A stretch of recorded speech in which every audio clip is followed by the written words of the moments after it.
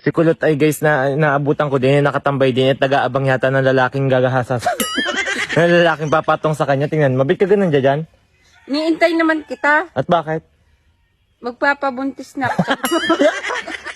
Kadiri ka, hindi kita bubuntisin ang kapal na mukha mo. Ganyan ang awang ng ngipin, bubuntisin ko. Bakla pag nag-inuman tayo, pag ikay nalasing, ikaw ang target ko. Ako ang target mo? Yeah. Oo, target din kita masuntok ang mukha mo. Ikaw ang target ko. Hindi yung panchimbag. Mukha mo ang gagawin kong panchimbag. Yung hype na ito na naiisipang magpabuntis sa akin. Guys, lagi rin naman akong inaanuhan ni Bakla. Edi, pag aabangan ko na pag kami nag-inuman ng mga aray, yan. Kung malalasing mo ako, maipukpok sa iyo ang bote ng iniinom natin.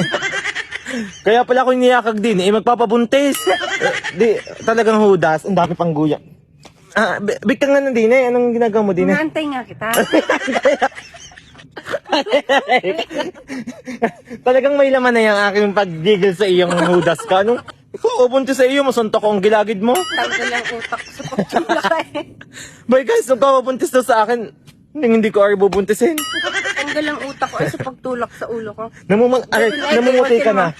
Namumuti ka na. Wow, guys, maputi na nga. Ayun. Wow, konti na lang. Ba't ayaw mo magpabuntis kay Chumel? Ay di, balik ko din ang kamay pag